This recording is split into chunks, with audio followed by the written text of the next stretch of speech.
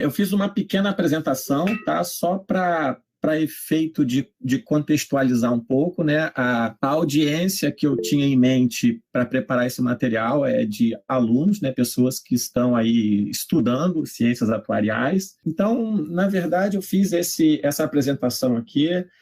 Não pretendo me alongar muito aqui nessa parte de contexto, né? Eu dividi ela em duas partes. A primeira parte, eu falo um pouquinho de legislação, um pouquinho do que é CRP, quais são as obrigações que os RPPS têm junto, né, à Secretaria de Previdência, e como nós, lá no Tribunal de Contas do Rio de Janeiro, né, como é que a gente se estruturou e se estrutura para fazer a fiscalização dos RPPS. O objetivo aqui, eu pretendo passar bem rápido por isso, não pretendo me alongar muito nessa parte de contexto, e aí logo em seguida a gente faz um tour pelo painel, né? E aí o meu objetivo é ir passando por todas as abas, por todos os recursos, né, que o painel apresenta. Então essa foi mais ou menos o que eu pensei para apresentar aqui hoje. Bem, então começando aí nessa parte básica, né, eu coloquei aqui um pouco aqui da legislação, né? A legislação de RPPS ela é muito vasta, né? Eu coloquei aqui uma compilação no site da Previdência, tem um arquivo lá com essa legislação toda reunida, e eles atualizam isso com frequência, né? À medida que a legislação vai evoluindo, eles vão atualizando. Mas uma coisa aqui que eu gostaria de chamar a atenção, né? Constituição Federal, artigo 40, e aqui o destaque vai para esse princípio do equilíbrio financeiro e atuarial. Eu até coloquei aqui o artigo, e dei esse destaque aqui, né? Aqui é o que diz o artigo, mas eu gosto muito de chamar a atenção nessa questão aqui dos critérios que preservem o equilíbrio financeiro e atuarial, porque lá no tribunal, lá onde a gente trabalha, isso para a gente é um mantra, né? Tudo que a gente faz, toda a análise de legislação dos municípios, tudo que a gente faz, a gente sempre tem em mente esse princípio, equilíbrio financeiro e atuarial. Então, toda análise que a gente faz sempre olhando o seguinte, o que a legislação do ente propõe, vai ao encontro, está afinado com esse princípio do equilíbrio financeiro e atuarial. Então, isso para a gente é o tempo todo, a gente olha isso. Tá? Então, isso aqui para a gente é fundamental. Aí tem a Lei Complementar 9717, né, que é a Lei Geral de Previdência, tem a Portaria 204, Portaria 402, que dispõe sobre a organização e funcionamento dos RPPS, a 204 fala da emissão do CRP, a gente vai falar daqui a pouco o que é o CRP, tem a Portaria 509, né, que dispõe sobre a adoção pelos RPPS do plano de contas, né, aplicado ao setor público, do manual de contabilidade aplicado ao setor público, tá? Os RPPS tem que adotar isso aqui. A Portaria 464, né, que é bem recente, ela é de 2018 e dispõe sobre as avaliações atuariais e vem acompanhada de, até o momento, 10 instruções normativas. Então, a gente considera que essa portaria também ela traz um marco muito importante, né? A gente espera que com a edição dessa portaria a questão da gestão atuarial nos RPPS ela melhore, e assim, e nós, dos Tribunais de Contas também, a gente tem esse objetivo de aproveitar essa portaria e tentar daqui para frente ter um controle mais próximo, né? Não que antes a gente já não vinha se esforçando para fazer isso, mas a ideia é olhar com bastante carinho aqui para essa portaria. Tem essa resolução do Conselho Monetário Nacional, 3922, né, que fala sobre as aplicações de recursos, né, pelos RPPS, como é que eles têm que investir os recursos, né, dos seus ativos, os ativos garantidores. Tem a Portaria 519 também, que fala também um pouco de aplicações de recursos financeiros do RPPS. Aqui, como eu já tinha falado para vocês, que esse princípio, ele norteia todas as análises que a gente que a gente faz com relação a regimes próprios de previdências, tá? E uma coisa que a gente observa com relativa frequência é que, às vezes, as legislações locais acabam, né, de uma forma ou de outra, contrariando um pouco esse princípio, né? Não é incomum que a gente veja leis municipais que acabam introduzindo, definindo alguma coisa que acaba por, de alguma forma, levar, né, a desequilíbrios atuariais. Então, vou falar agora um pouquinho do certificado de regularidade previdenciária, tá? Isso aqui eu coloquei porque é um documento bastante importante, tá? É um documento que ele é fornecido pela Secretaria de Previdência Social, tá, do Ministério da Economia, e esse documento ele atesta o cumprimento dos critérios e exigências que são estabelecidos pela Lei 9717. O CRP, né, é um documento do ente, e ele é importante porque, caso o ente esteja com o CRP irregular, o ente fica sujeito a várias restrições. Então, assim, CRP irregular, e CRP irregular, em boa medida, é uma gestão não muito boa do RPPS, da parte previdenciária, RPPS. Então, implica para o ente um monte de restrições que são graves, né, e que podem levar a problemas fiscais no ente. Então, por exemplo, eles não podem receber transferências voluntárias, né, de recursos da União. Então, caso o município queira, sei lá, fazer algum investimento, obra de alguma infraestrutura, ponte, ele não consegue receber transferências voluntárias da União, né? A única transferência que eu lembre é a parte de saúde, educação e assistência social, que mesmo com CRP irregular, ele continua recebendo. Mas, fora isso, ele não pode receber. Não pode celebrar acordos, contratos e convênios e ajustes com a União, não pode obter empréstimos, financiamentos, avais e subvenções, tá? De órgãos ou entidades da administração direta e indireta da União, não conseguem liberação de recursos de empréstimos e financiamento, caso ele tenha empréstimos e financiamentos e ele venha a ficar com CRP irregular, ele vai ter problema em ter a liberação. Também muito grave é que eles não recebem o pagamento dos valores referentes à compensação previdenciária, que é devido, né, pelo regime geral. Então, isso significa que, mesmo tendo direito, enquanto ele está com o CRP irregular, ele não consegue obter esses recursos. E aí já dá para perceber o problema que isso significa, né? Se ele não está recebendo esse dinheiro que ele tem direito, por conta de estar com CRP irregular, alguém tem que pagar isso, né? Então, não é difícil imaginar o problema que é o CRP irregular. Seguindo aqui um pouquinho, a gente eu coloquei aqui quais são as obrigações que os regimes próprios de previdência têm junto à Secretaria de Previdência, tá? Então, os RPPS são obrigados aqui pela portaria 204, tá? Eu botei aqui o dispositivo, a encaminhar alguns documentos, né, para a Secretaria. Basicamente, acredito que tenha mais um ou outro, mas basicamente esses são os principais documentos que o RPPS tem que encaminhar. Então, um primeiro documento é o DAIR, tá? Que é um demonstrativo das aplicações e investimento dos recursos, né? Por intermédio desse documento aqui, ele informa a Secretaria aonde ele está fazendo os investimentos dos recursos garantidores dele, tá? Como é que ele está alocando esses recursos. Ele também, por intermédio desse documento, ele informa todas as aplicações e resgate em fundos de investimento, né, que ele tenha feito.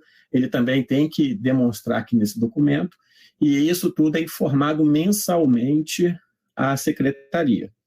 Um outro documento, que é esse DIPR, esse daqui já de periodicidade bimestral, é o demonstrativo de informações previdenciárias e repasses. Então, esse documento aqui contém um monte de informações a respeito do RPPS. ele tem informações com bases de cálculo, de contribuição, valores repassados, valores que o RPPS recebeu, valores que o RPPS pagou. Então, é um demonstrativo bastante rico, tá? Tem bastante informação interessante nesse demonstrativo. E aqui nós temos o DRAA, que é um documento que, digamos assim, ele é de um maior interesse, né, por parte dos atuários, porque é justamente um documento onde, em geral, né, é o atuário que preenche isso, ele vai demonstrar, né, os resultados da avaliação atuarial que foi feita. Então, na verdade, como se fosse um resumo, né, pode-se assim dizer, da avaliação atuarial. Ele bota aqui alguns aspectos, ele vai preenchendo lá, tem os campos lá no CADPREV que ele precisa preencher com base na avaliação atuarial. E aí eu coloquei aqui um destaquezinho, né, considerando que a apresentação aqui é basicamente para estudantes de atuária, então aqui é que vai estar boa parte, né, do trabalho aqui do atuário. A gente pode também ver alguma coisa aqui de Daír. Eu acho que com essa portaria nova, a questão de ALM, de você combinar ativo e passivo, eu acho que vai ganhar também uma importância grande, tá? E tem aqui o DPIM, né, que é o demonstrativo da política de investimento, que também, né, é um documento anual, o DRA também é anual. Basicamente, se eu não me engano, em outubro esse documento é preparado e é encaminhado à secretaria para definir a política de investimento para o ano seguinte. É importante, né, que esse documento seja elaborado com cuidado. Acho que agora é interessante que a política de investimento ela tenha algum balizamento em algum estudo de casamento de ativo e passivo, tá? Eu acho que isso aqui é interessante. Eu acho que vale a pena a gente começar a olhar com mais carinho para esse demonstrativo. Acho que é um demonstrativo que a gente acaba talvez não dando muita importância, tá?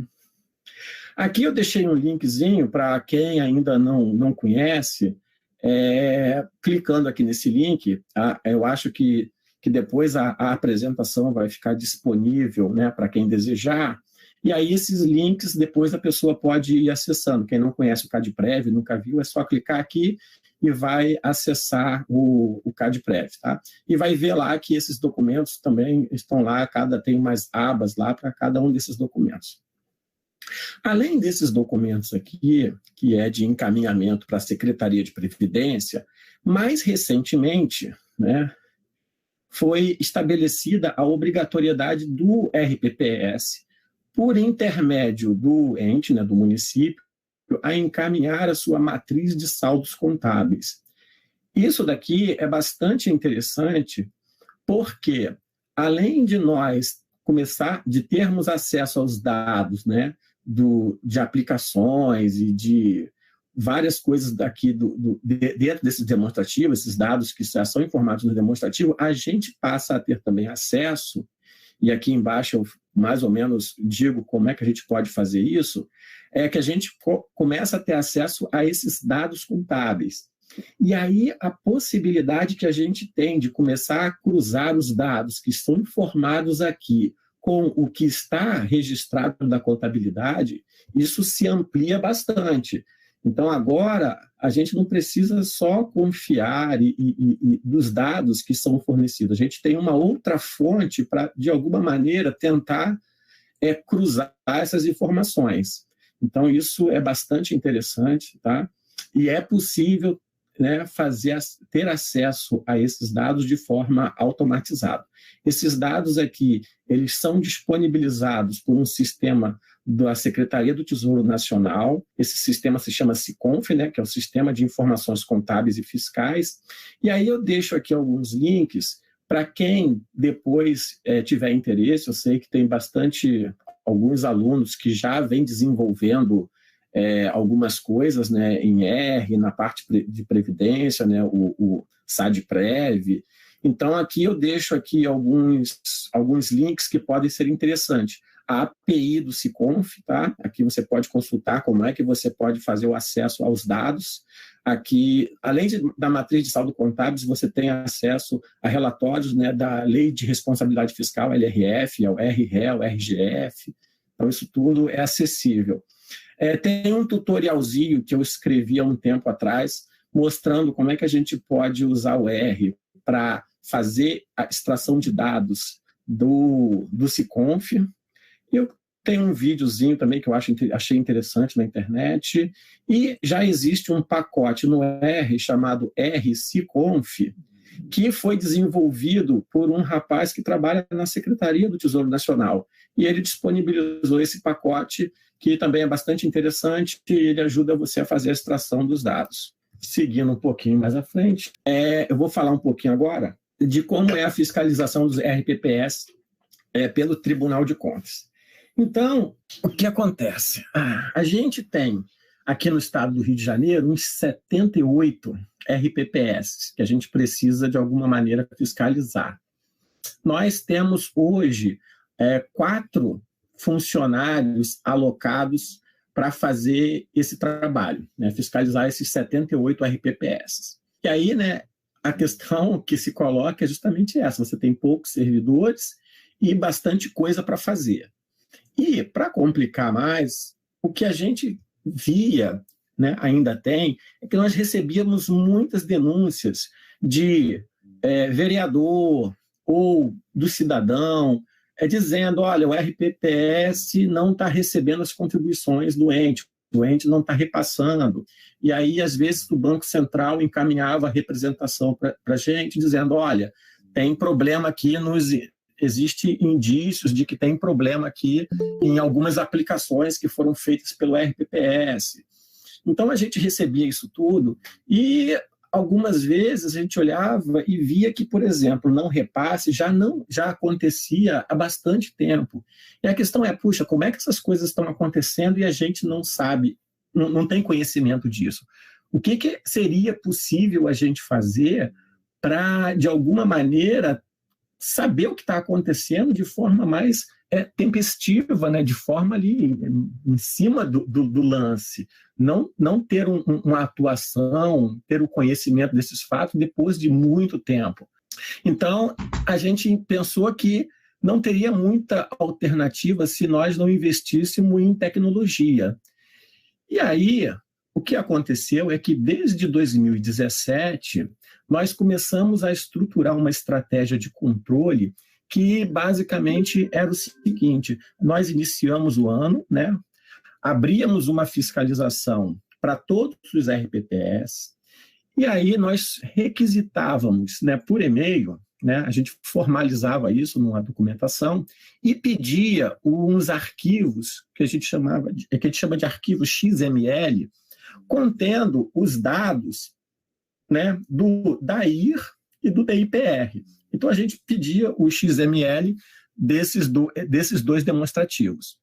Para quem não conhece muito de RPPS, o que acontece? O RPPS ele instala lá localmente, lá nos computadores dele, um aplicativo que a Secretaria de Previdência disponibiliza. Esse aplicativo eles chamam de CadPrev Ente Local, e nesse aplicativo os funcionários vão inserindo esses dados. Quando esses dados estão ok, ele gera um arquivo, né, XML contendo essas informações e faz o upload desses dados para o CadPrev Web. Né? E aí esses dados são recepcionados e processados e depois disponibilizados lá no CadPrev. Então, a gente imaginou que, como o RPPS já tinha que elaborar esses relatórios, se a gente pedir esse XML, a gente não está introduzindo um trabalho adicional ao RPPS. Então, a gente pedia esses documentos, a gente começou a processar esses dados, né, fazer a extração desses dados dos arquivos XML, e nós, então, começamos a desenvolver alguns scripts que, inicialmente, o nosso objetivo era exatamente esse: fazer cruzamentos de dados para ver se a gente conseguia identificar problemas. Tá? Eu vou falar um pouquinho mais disso adiante. Então, para efeito de fiscalização aqui no TCE do Rio de Janeiro, a gente pega o escopo, né, de atuação do RPPS e a gente divide isso em componentes. Tá? Então, a gente tem uma componente que a gente chama de organização e funcionamento, e aqui o nosso objetivo é abarcar tudo que tem a ver com isso mesmo. Olha, o RPPS ele tem lá o seu comitê de investimento, está estruturado, a pessoa responsável pelos investimentos tem a certificação adequada. Então, esse tipo de questão a gente trata aqui nessa componente.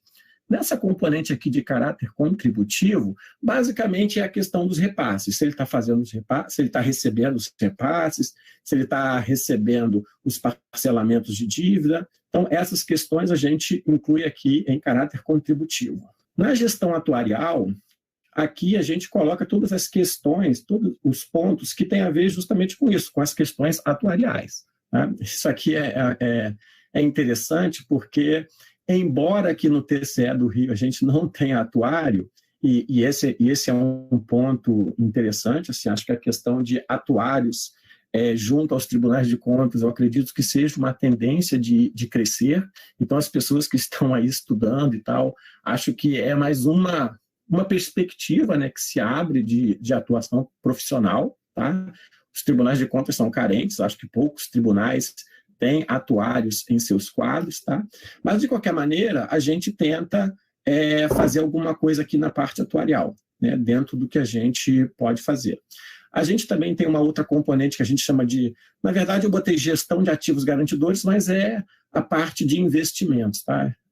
A componente é investimentos, eu botei aqui gestão dos ativos garantidores para, na verdade, ter uma amplitude maior. Mas aqui, basicamente, o que a gente quer ver é a parte de como os RPPS está gerindo os seus investimentos. E tem a parte contábil também. Tá? Então, a gente divide a atuação do RPPS nessas partes. Tem uma parte importantíssima, mas que é feita num setor específico, que é toda a análise de legalidade de benefício, né? Se a pessoa tem direito a receber o benefício, essas coisas todas, isso fica num outro setor, que a gente chama da área de pessoal. Então, são eles que vão ver a parte de folha de pagamento, legalidade de concessão de benefício. Tá?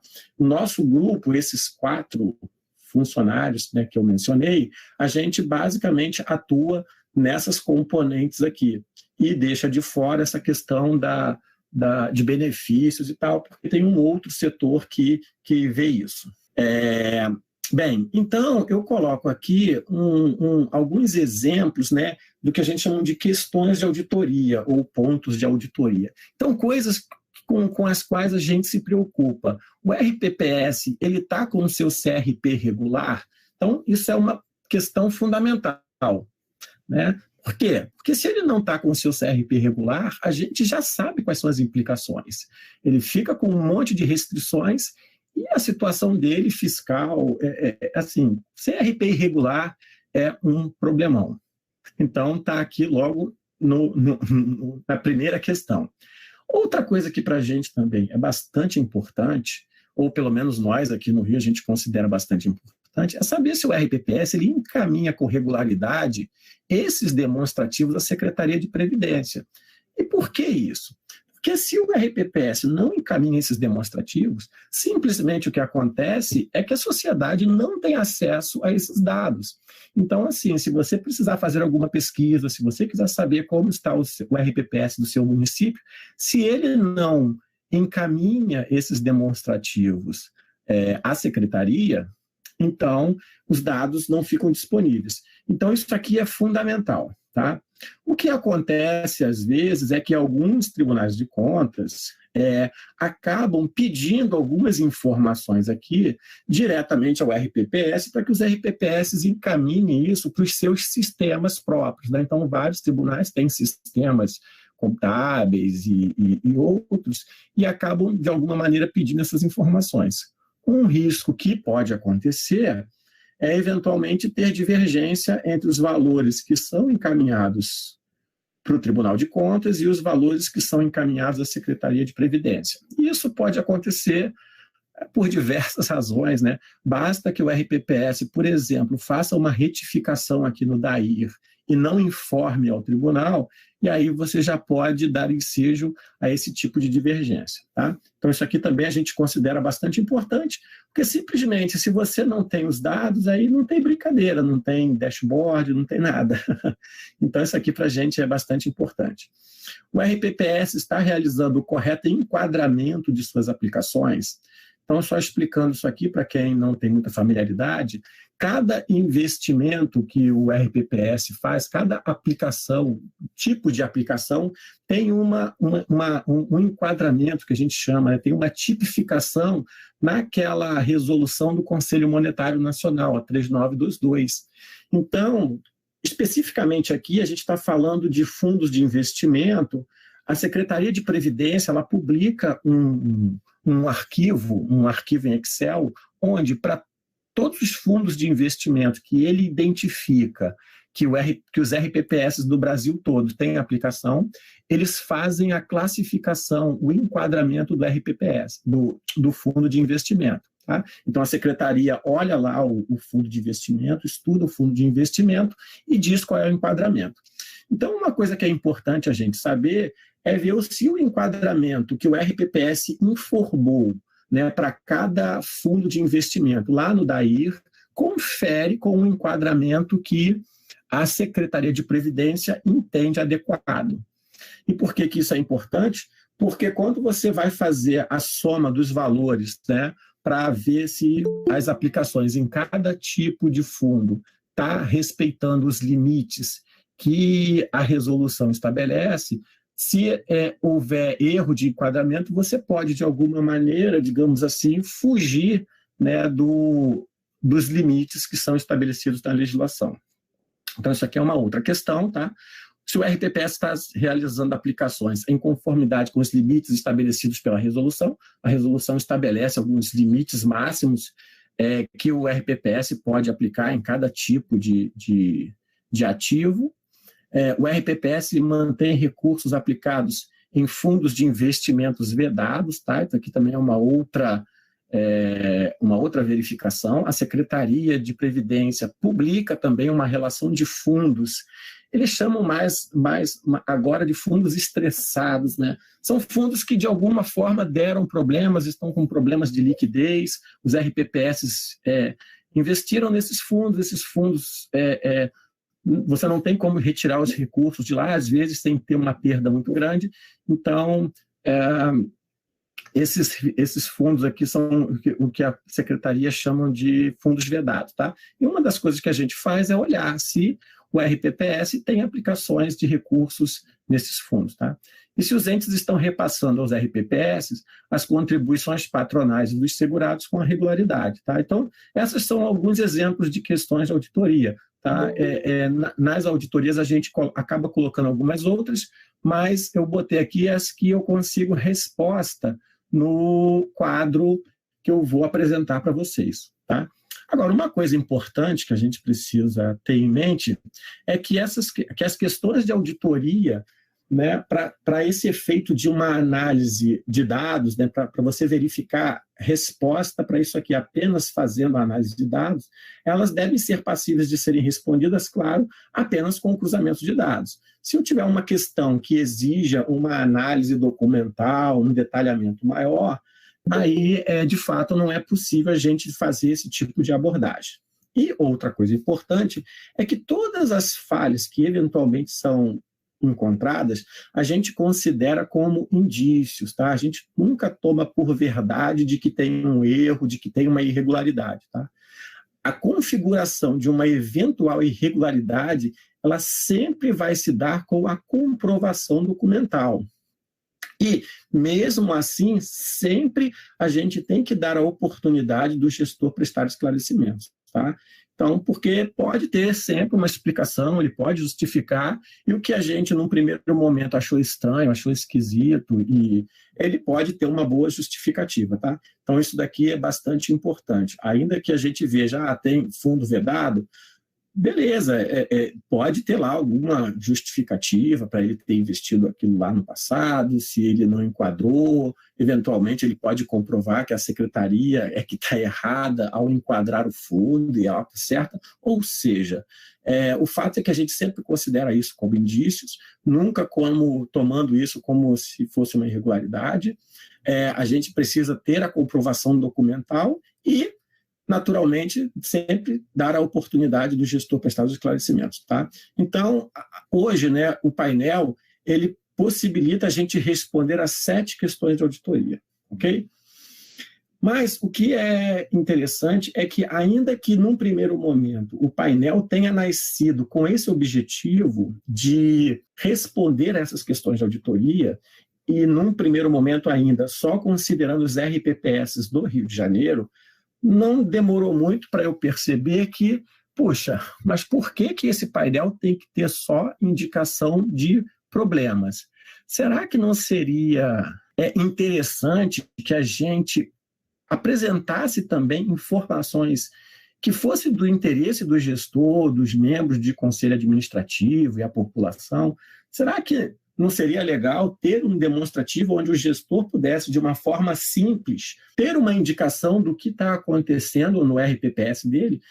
E aí, logo em seguida, eu ampliei um pouco o escopo desse painel, né? A ideia que antes nasceu como uma forma de eu automaticamente fazer cruzamento de dados e apontar indícios de problemas, eu logo percebi que isso poderia virar uma ferramenta interessante à disposição dos gestores. Então, hoje, o painel ele atende a esses 2 propósitos.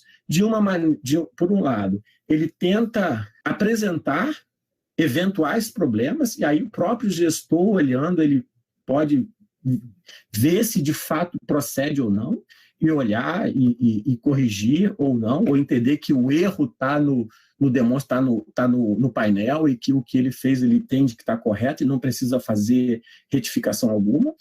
E isso está disponível para ele lá, ele pode olhar.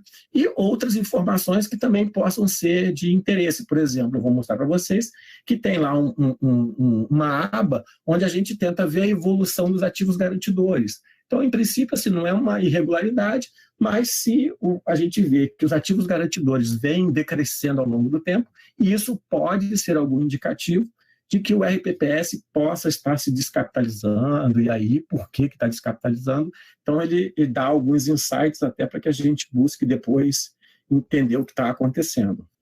Aqui, essa notícia, né, ela é bem recente, tá? Ela é do dia 15 de julho, apenas como uma indicação das dificuldades e dos problemas, né, que a gente acaba vendo na questão da gestão dos RPPS.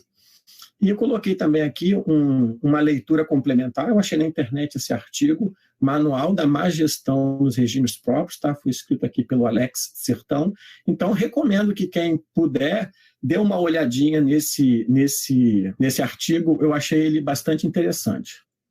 Bem, e agora eu vou fazer uma pequena apresentação do painel, tá? Ele está hospedado nesse serviço aqui. Quem conhece um pouco de R sabe que existe um serviço que a gente pode hospedar alguns aplicativos, esses Shine Apps. Eu uso naturalmente uma versão gratuita, né?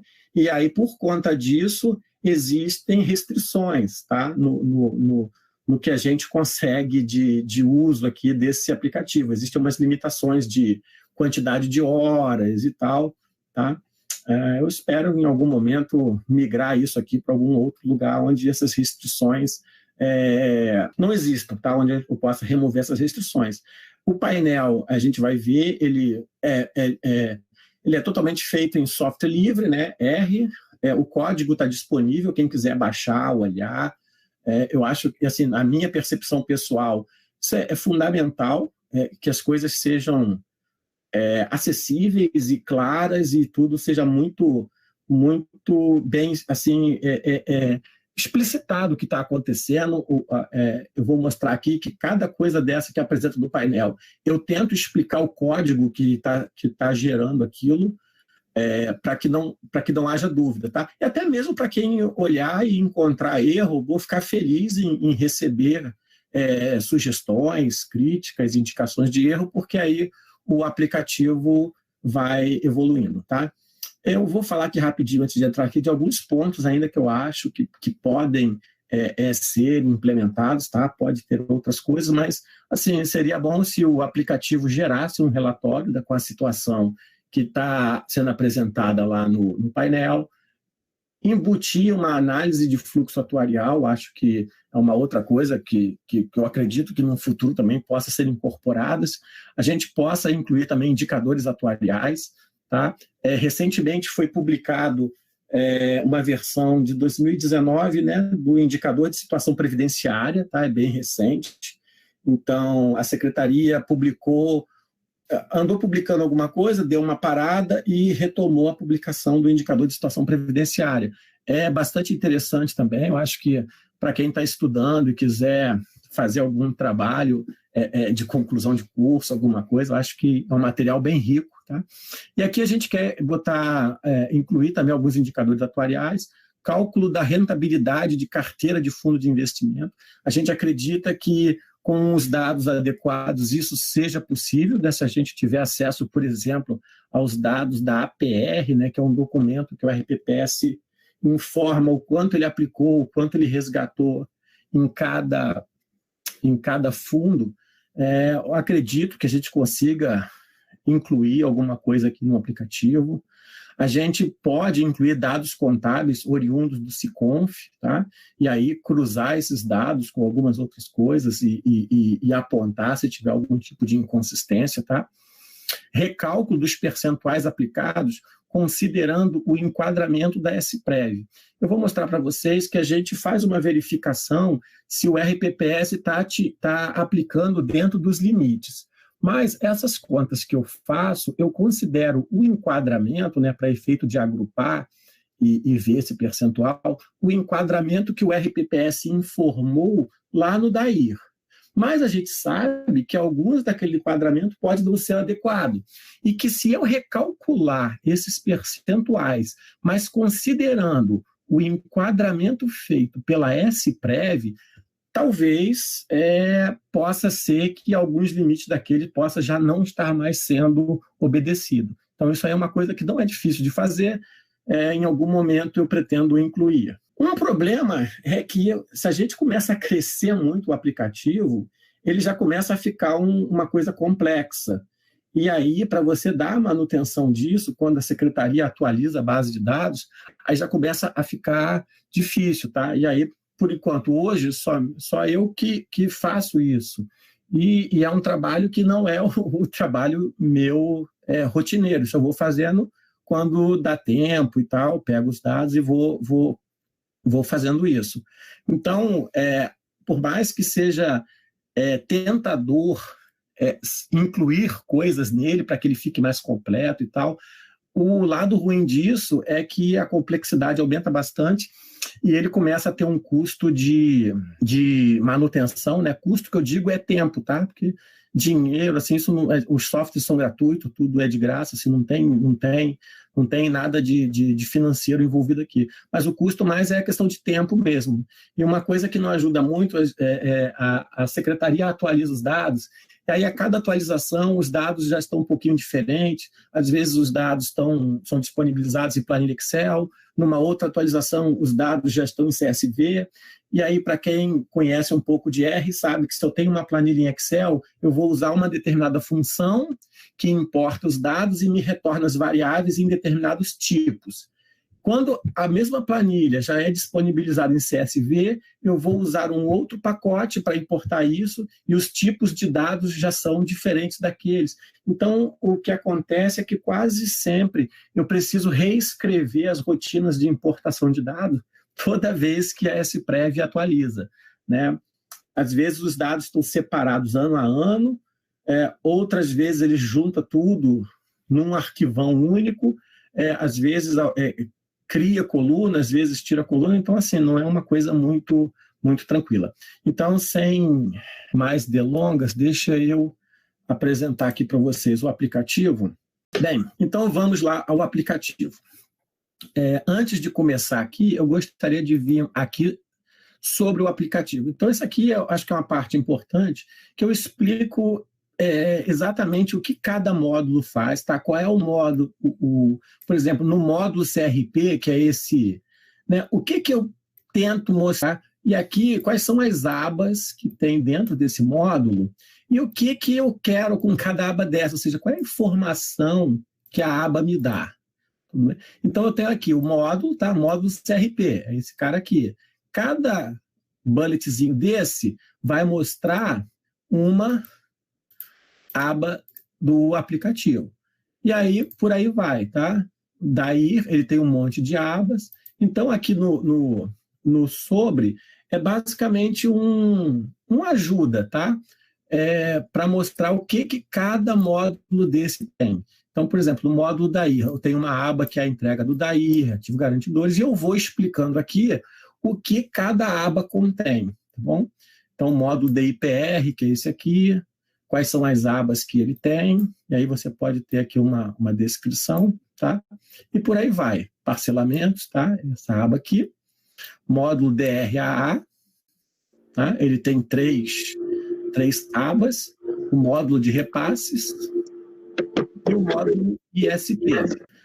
Eu explico aqui quais são as bases de dados utilizadas, então aqui, ó, o arquivo que eu estou usando, né? A ideia é que a pessoa saiba exatamente, quando ele for lá no site da SPrev, ele vai olhar e vai saber exatamente qual é o arquivo de dados que eu estou usando. Então, na aba CRP, basicamente os dados provêm de um único arquivo, que é esse carinha aqui, que também, assim, a cada atualização, a secretaria às vezes muda o nome. Então, esse aqui, ó, o mais recente, a atualização era de abril de 2020, e ele foi extraído em 16/5. Então, até então, esse era o dados mais recentes disponibilizado pela secretaria. Tá? Para os cálculos do DAIR, ou seja, toda a análise aqui do DAIR, quais são os arquivos que eu utilizo? Tá? Então, tem um conjunto de arquivos que vem diretamente lá dos dados abertos, né, disponibilizados pela secretaria, e tem um conjunto de dados que a secretaria também disponibiliza, mas que não estão lá na base de dados aberta, estão em outros, tá? Então, por exemplo, aqui, essa relação de fundos vedados é um arquivinho PDF que a secretaria disponibiliza lá em algum lugar, tá? A questão do enquadramento, tá? Então, tem um arquivinho lá chamado Planilha Consolidada XLS, onde a secretaria diz para cada fundo de investimento qual é o enquadramento que ela entende correto. Os limites da resolução CMN, isso também está disponível, tá? Tem uma tabela, né, que são os limites, os percentuais que são permitidos em cada tipo de ativo. Isso aqui que eu chamo de artigo 15 da resolução 3922 foi uma alteração bem recente, tá, que essa resolução teve, e que basicamente elenca lá um conjunto de instituições financeiras, digamos assim, que estão permitidas, né, a atuarem como administradora ou gestora de fundo de investimento. Então, se um fundo de investimento tem como gestor e administrador instituições que não estão nessa lista exaustiva publicada pela secretaria, ele está violando aqui o parágrafo 2º do artigo 15 da resolução CMN. Tá? O DIPR, eu estou usando esses arquivos aqui, parcelamento, tá? Está aqui. DRAA, repasse e o arquivo do ISP. O ISP eu ainda estou com uma base de dados bem antiga, eu ainda não incorporei os dados que foram publicados recentemente. Tá? Tem um documento chamado ADPrev. A ideia desse documento, né, que você encontra aqui, ó, na informação, é fazer exatamente isso, uma documentação do código, do que está sendo feito para gerar cada coisa que é mostrado aqui. Então, se a pessoa quiser saber como é que o Marcos faz para calcular aqueles limites, o que ele inclui, o que ele exclui, e se está certo o que ele está fazendo, não está certo, ele pode vir aqui no documento, eu ainda preciso só... Ele está bastante atualizado, mas eu vou atualizar um pouco mais, eu acredito que tem algumas coisas que eu coloquei aqui que talvez eu ainda não tenha documentado aqui, Mas a ideia é essa. E aqui no GitHub, tá? As pessoas que conhecem, é um repositório de código-fonte. As pessoas podem pegar o código, né? Se clicar aqui também, pegar o código-fonte, ou seja, ver exatamente como eu escrevi o código. E quem tiver dúvidas e sugestões, pode me mandar e-mail. Assim, para mim é ótimo. Assim, até hoje eu não recebi nenhum e-mail com apontamento, dizendo, olha, Marcos, ali não está legal isso aqui. Mas, assim, seria bom, até porque as pessoas talvez ainda não tenham visto muito o aplicativo e tal. E eu tenho um formulário aqui também, se a pessoa não quiser mandar, mas ela preenche um formulário, se ela encontrar alguma coisa aqui, tem um formulário que ela preenche e me manda explicando quais foram os erros que ela encontrou, coisas desse gênero. Tá? Então, eu vou começar aqui com essa aba CRP. Bem, vou escolher aqui um estado que tem um pouco mais de entes, tá? Então, o CRP, como eu falei para vocês, pela importância deles, ele tem aqui uma aba exclusiva. Então, aqui, basicamente, é o seguinte, algumas abas vão depender de eu escolher o estado e o município, e o ente. Algumas outras abas, por exemplo, CRP por UF. Não importa quem eu escolha aqui, ó, isso não vai mudar, essa primeira... Porque aqui o que eu optei por fazer é colocar todos os estados, tá? Tá vendo? Vocês podem ver aqui, ó, que ainda tem outros... então, aqui a gente consegue ver os estados, tá? Quantos RPPS tem naquele estado, tá? Quantos RPPS estão com o seu CRP válido administrativo, ou seja, o CRP dele está ok. Qual é o percentual, né, desses CRPs em cima do total? Aí aqui eu digo quantos entes no Rio Grande do Norte estão com o seu CRP válido, mas porém judiciais. O CRP judicial é quando o ente tem alguma impropriedade no CRP, mas aí, por via judicial, ele entra com um processo e o juiz defere lá, diz que a secretaria tem que dar o CRP para ele. Tá? Então, normalmente, são entes que têm algum problema no CRP.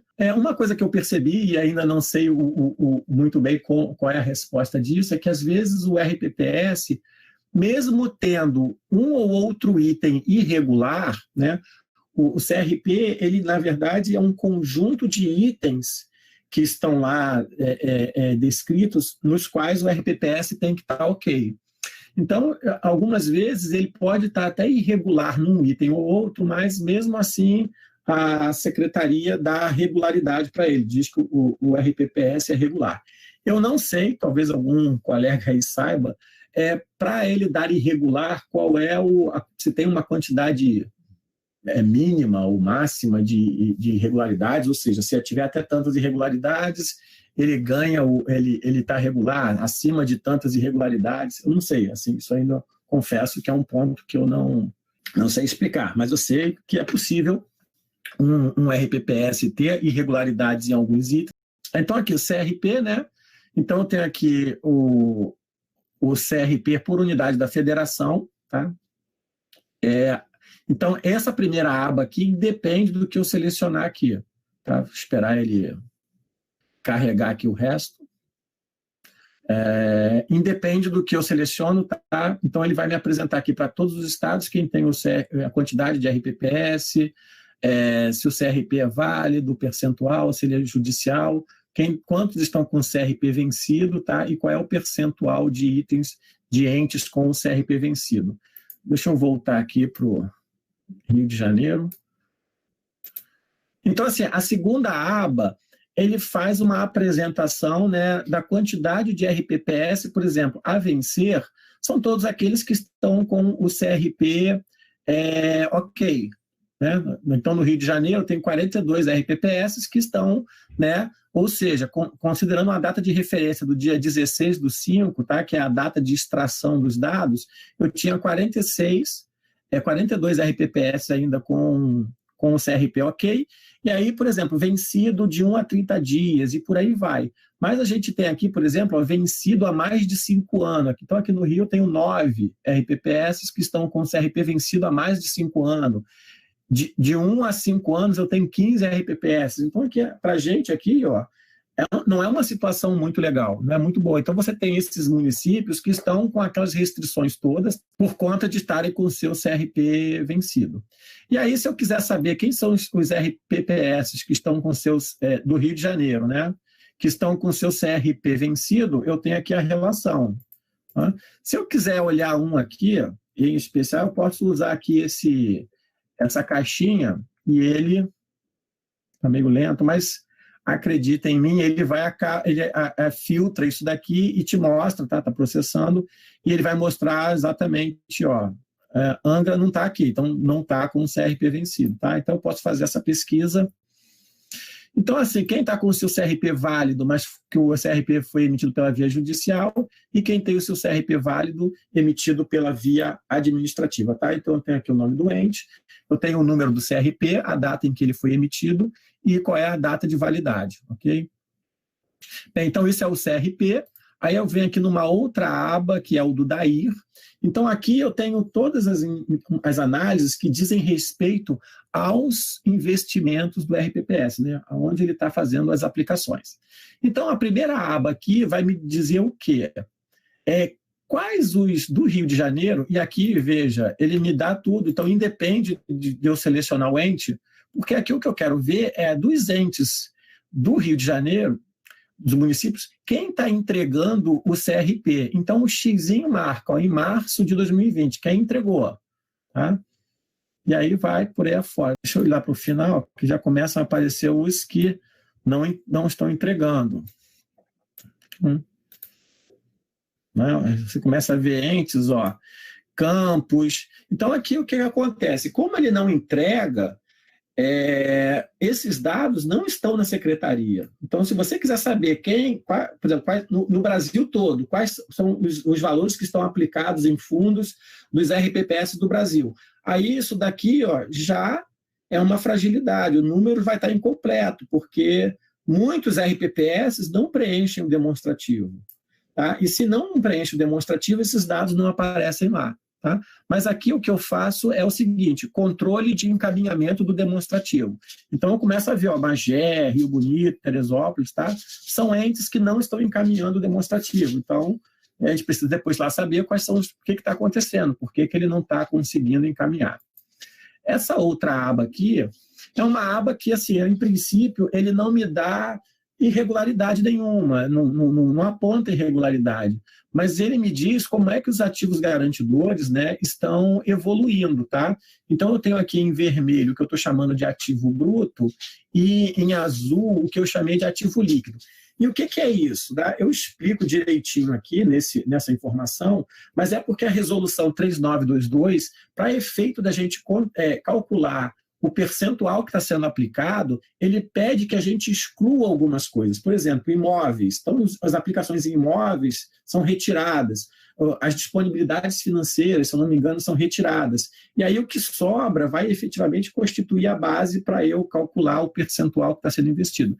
Então, eu fiz isso aqui separando, né, ativo bruto e ativo líquido. Por exemplo, agora isso aqui faz sentido ser calculado por município. Então, aí eu vou aqui e olho. Isso aqui é interessante, ó, Rio Bonito. Japeri. Então, assim, tem um descolamento grande dos ativos que são aqueles de imóveis e tal, para os ativos líquidos, tá? Então, aqui o gestor, mal ou bem, ele consegue ter uma ideia de como está evoluindo, né, os ativos garantidores dele. Né? Então, se isso aqui estiver caindo muito, é uma questão a ser avaliada.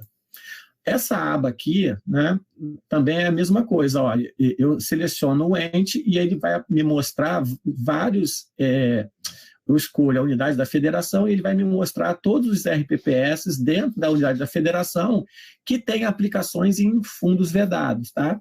Então, por exemplo, o Angra dos Reis. Tá?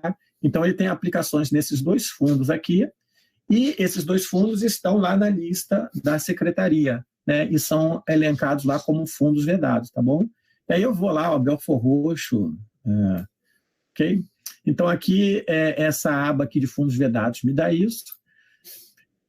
O perfil dos investimentos, né? Mês a mês eu vou apresentando aqui, ó, quanto ele tem disponibilidade financeiras, quanto ele tem aplicado nesse tipo de ativo, ETF, demais indicadores, renda fixa, fundo de investimento, 100% título. E aí vai, para cada tipo de ativo, ele mostra o valor que está investido. Tá? Então, dezembro de 2019 é o último dado aqui de Japeri. Tá? Se mudar Itaocara, ele já vai mudar para outro. Deixa eu pegar algum... Aqui eu gosto de mostrar Belfor Roxo. Tá? Então, eu tenho aqui os investimentos. Então, aqui o perfil dos investimentos é isso. Para cada mês, eu vou abrindo nos tipos de ativos, né, que o RPPS tem recursos aplicados. Tá? Aí aqui eu faço uma visualização das aplicações do fundo, que basicamente eu mostro aqui quais são os fundos. Tá? A bolinha aqui, ó, o tamanho da bolinha me diz o percentual de recursos que eu tenho aplicado naquele fundo. Então, a ideia é saber aqui, por exemplo, eu tinha aqui e aqui diminuiu bastante e eu encerrei. Então, alguma coisa ele tinha aqui e depois parou de ter aplicações desse fundo. Tá?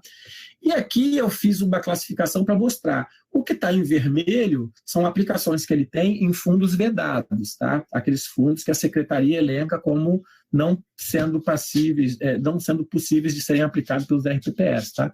Então, aqui você vê que o RPPS desse município está numa situação bem complicada, porque muitas das vezes ele não pode retirar o recurso desses fundos sem incorrer em perdas muito grandes. Você começa a ver que os fundos onde ele tem aplicações legais são um percentual muito pequeno. Tá? Então, assim, esse quadro, esse gráfico me dá isso. Eu tenho aqui uma aba de enquadramento, lembra que eu falei do enquadramento? Então, aqui também eu faço, né? Eu tenho aqui o ente e vou vendo para o escolhido aqui, para o município que eu escolhi, eu mostro aqui, ó, competência no mês 4 de 18, qual é o fundo, tá? Então, esse fundo, o RPPS me disse, lá quando ele preencheu o DAIR dele, que esse fundo aqui, ele era um fundo de renda fixa referenciado, enquadrado como sendo artigo 7º 3A. Mas, para esse mesmo fundo, a secretaria me diz que ele é artigo 7º 4A. Então, existe uma divergência de enquadramento. Okay? Então, a secretaria diz que o fundo é uma coisa e o ente, ao preencher o DAIR, me indicou uma classificação diferente. Tá? Então, isso também é feito. Composição da carteira. Aqui está um gráfico de linha indicando, não é o melhor gráfico do mundo, tá? Aqui eu acho que cabe um gráfico dinâmico, usando um outro pacote que permite eu clicar e apagar e colocar, mas eu consigo ver para cada tipo de ativo, artigo 7º 1B, artigo 7º 3A, cada tipo de fundo, como é que ele está evoluindo ao longo do tempo. Tá? Então, isso aqui é a evolução, né, da carteira dele, em percentual. Percentualmente, como é que ele está aplicando em cada fundo. Aqui, nos limites da resolução 3922, o nosso objetivo aqui é ver se o ente está aplicando dentro dos percentuais que a resolução estabelece. Mas esse percentual calculado considerando a classificação informada pelo RPPS, que, como a gente viu, pode ser diferente da classificação que a secretaria diz que é a correta. E se a gente recalcular esses indicadores, considerando o enquadramento da secretaria, pode ser que os limites aqui podem ser violados. Tá? Então, só explicando aqui, ó, aqui eu tenho artigo 7º 1B. Tá? O limite de aplicação é até 100% dos recursos ele pode colocar nesse tipo de ativo. Tá? E aqui está, mês a mês, qual o percentual que ele efetivamente tem alocado aqui. Aqui, por exemplo, eu tenho o artigo 7º 3 tralha. Tá? Isso aqui eu explico por quê, porque, na verdade, a resolução diz que você pode combinar, somar aplicações em dois tipos de ativo. Aqui também eu explico direitinho. mas o limite dele aqui é esse daqui, está na barrinha azul. Então, aqui a ideia é de você olhar e ver aqui, opa, passou um pouquinho, tá vendo? Aqui, começa a ver que aqui está passando um pouquinho. E ele, se eu não me engano, ele pode ficar até 6 meses desenquadrado, se eu não me engano. E depois disso ele precisa fazer o reenquadramento, ele tem que voltar para o limite, tá bom? Então, esse quadrinho me dá isso. E esse outro aqui me dá aquela vedação do artigo 15, ou seja, da resolução 3922. Então, para o ente aqui selecionado, ele vai me dizer o seguinte, olha, esse fundo de investimento aqui, ele tem como administrador e gestor duas empresas, né, duas instituições que não estão naquele rol de empresas permitidas, tá? Então, essa abinha me mostra isso. Então, para Belfor Roxo, ele está me dizendo aqui que todos os fundos que você tem administrador e gestor, tá? Que não estão naquela lista. Então, aqui, com relação ao DAIR, é basicamente isso, tá? Então, são essas análises que são feitas. A gente parte aqui para o seguinte, que é o DIPR. A mesma coisa, a primeira aba, o que eu faço é ver quem está encaminhando esse demonstrativo para a secretaria, tá? Então, é a mesma coisa, para a gente é importante. Aqui a gente começa a ver, interessante, que tem um buraco aqui. Isso aqui é o seguinte, por alguma razão a secretaria, quando publicou os dados de abril de 2020, publicou os dados de abril, ela colocou o primeiro bimestre de 2020, mas aparentemente não atualizou o arquivo de 2019. Então, apareceram essas lacunas aqui. Então, eu fiz a comunicação disso para a secretaria e espera-se que em algum momento, na atualização dos dados, isso seja corrigido. Tá? Então, aqui também a entrega do DIPR. Tá? Aqui eu pego lá as receitas e despesas totais, né? A ideia é só a gente ver como é que está isso. É uma informação só para trazer aqui para o gestor, para ele olhar e ver como é que está. Né? E ver se tem coisas muito esquisitas, tá? Por exemplo, aqui, deixa eu só voltar aqui, DAIR, por exemplo, Nova Iguaçu Ativo Garantidor. E aqui, cresceu mais de 60 bilhões, tá? Quando você olha aqui, é um valor realmente muito grande, possivelmente um erro no preenchimento. Então, quando você olha um gráfico desse, já chama a atenção, alguma coisa aqui aconteceu. E você olhando depois aqui no perfil, você consegue identificar exatamente quando é que aconteceu o problema, né? A gente consegue ver aqui, e qual é o ativo, né? O que deu o problema. Tá? Deixa eu voltar aqui. Então, eu tenho aqui as receitas e despesas. Aqui eu tenho um gráfico de contribuição recebida, né? Previdenciário, se ele tem o sistema previdenciário e o financeiro, quando tem, aparece os dois gráficos. Segregação de massa, quem tem segregação de massa. Mas quando aparece os dois gráficos, tanto para o sistema previdenciário, quanto o que a gente chama de sistema financeiro, quando tem segregação de massa. Tá? Então, são as receitas de contribuição, aqui, contribuição de aposentados, patronal do servidor, contribuição do servidor. Então, aqui eu vou mostrando aqui o quanto ele disse que recebeu, né, de contribuição lá no DIPR. Aqui não é uma informação específica do DIPR, mas é uma informação que para a gente é interessante saber quais são os RPPS que têm segregação de massa. Então, aqui rapidamente a gente consegue ver, Angra dos Reis, Barra Mansa, tá? Então, aqui, por exemplo, deixa eu botar aqui, Angra dos Reis. Tá? Então, quando tem previdenciário, financeiro. Quando ele tem segregação de massa, já aparece o gráfico dos dois, né? Dos dois fundos, né, vamos dizer assim. Então, aqui para a gente também, porque isso era uma coisa assim, parece bobo, mas às vezes você é questionado, olha, poxa, quem são os RPPS que têm segregação de massa? Pô, não sei. E aí é um trabalhão, você tem que entrar, pesquisar. Aí eu falei, poxa, mas como é que a gente não sabe isso, né? Uma informação que é... Então, eu coloquei isso aqui, mais ou menos, para a gente ter essa informação de uma forma rápida de acessar isso. Aqui nos parcelamentos, tá?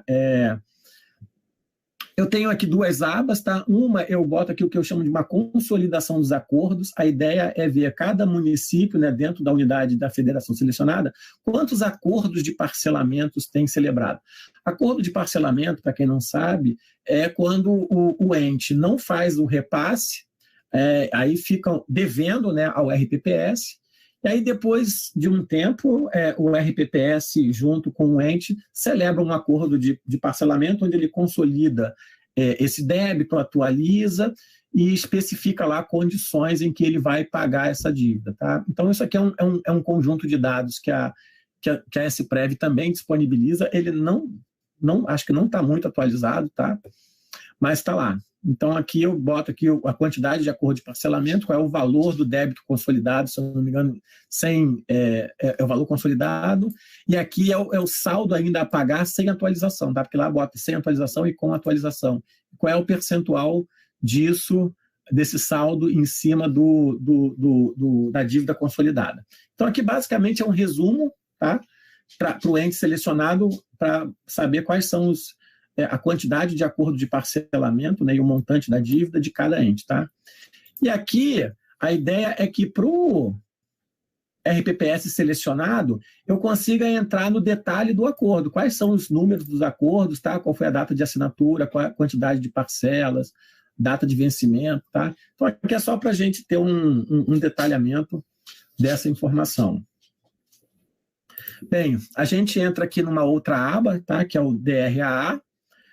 O DRA, eu não sou atuário, então aqui, naturalmente, eu tive ajuda de alguns colegas, especificamente do colega Gustavo, que deve estar aí assistindo, deve não, ele está aí assistindo, que me deu uma ajuda. Então, aqui é a entrega do DRA, então eu consigo ver quais são os entes que, por exemplo, que não entregaram ainda o DRA, e aqui eu estou falando do DRA do exercício de 2019, tá?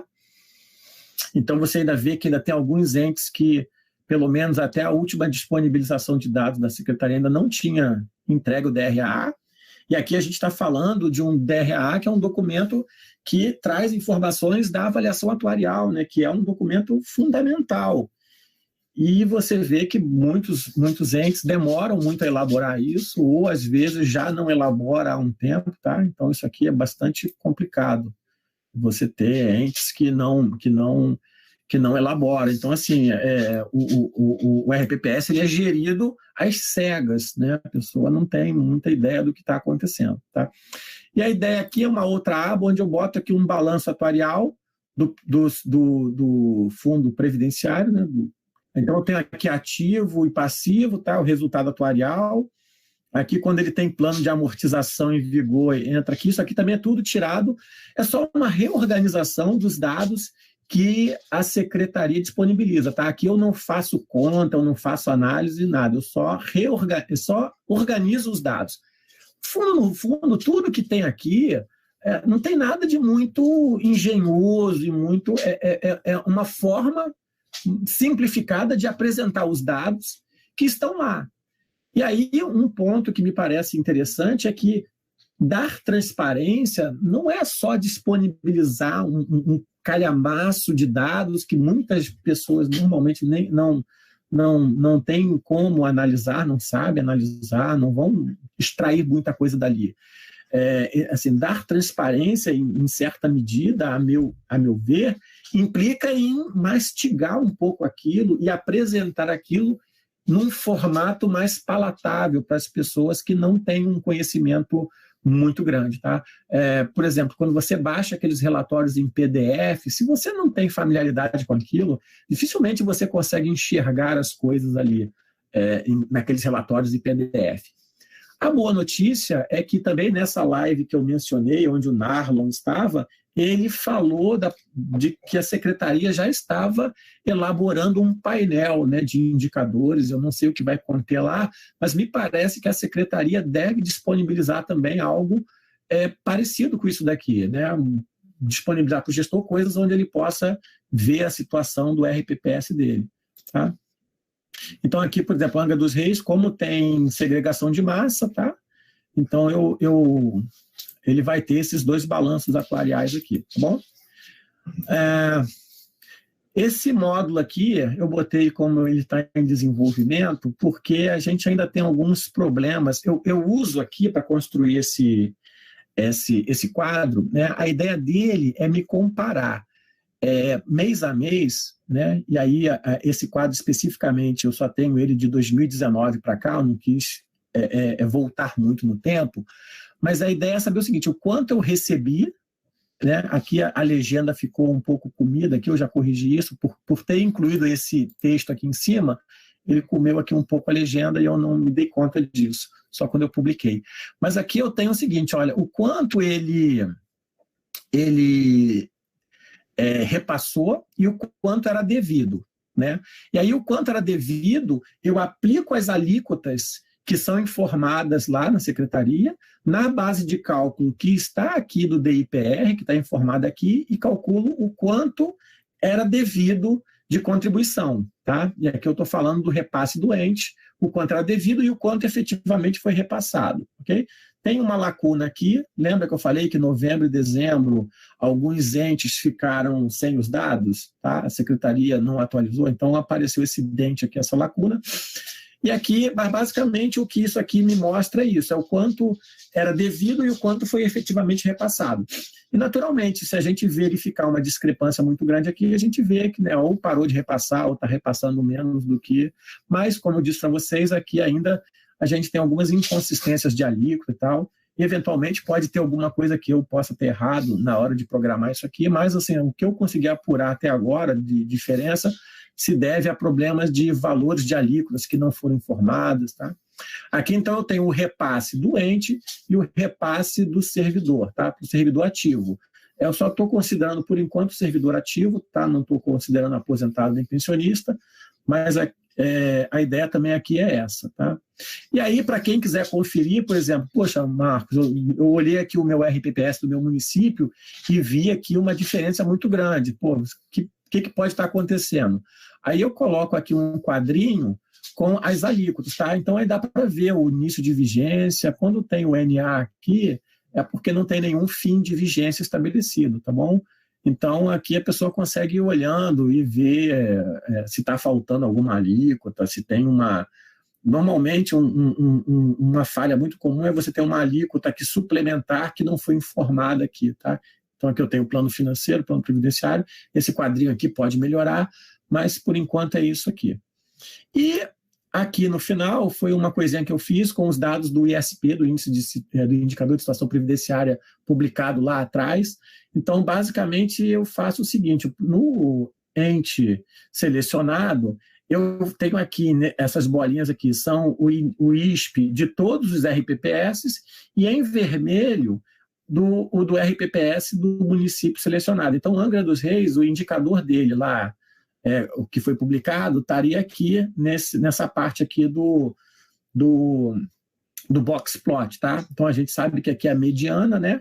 Metade dos RPPS estão com os valores daqui para baixo, metade estão aqui para cima, né? 25%, aquela coisa toda ali, o pessoal que já estudou um pouco de estatística sabe. Então a ideia aqui, você muda aqui, aí a ideia é saber, poxa, como é que está o meu... uma coisa que eu tinha feito num outro aplicativo, mas acabou não trazendo para cá, era, na verdade, comparar vários estados, né? Na verdade, colocando box plot para lado a lado dos vários estados e tal. E aí a gente vê que alguns estados, assim, normalmente os estados do Sul, Rio Grande do Sul, Santa Catarina, Mato Grosso, pelo menos aqui nesse indicador, tinham uma boa quantidade de RPPS com indicadores muito bons aqui, né, nessa edição. Aí aqui é o que eu falei, o repasse. Aqui informação, eu vou jogar aqui rapidinho, já encaminhando aí para os finalmente. Então, aquilo que eu falei para vocês, tá? Análise de dados previdenciários, tá? E aqui eu explico exatamente, o código está aberto, a pessoa vai olhar aqui, vai ver quais são os pacotes que eu estou usando. Uma coisa que eu gostaria de chamar a atenção é que esses dados, a utilização desses dados pelos tribunais ou pelas pessoas, de uma forma geral, não me parece assim, que seja uma coisa muito intensa, né? Esses dados eu acho que ainda são muito desconhecidos. Então, eu falo aqui que a gente começar a analisar isso aqui, a gente pode falar de uma análise de dados previdenciários como uma área de estudo, digamos assim, onde a gente tem que desenvolver para saber o quê? Quais são o conteúdo desses dados, o que eles têm, quais são as fragilidades, quais são os eventuais inconsistências que podem ter, para justamente reportar isso à secretaria para que isso seja corrigido.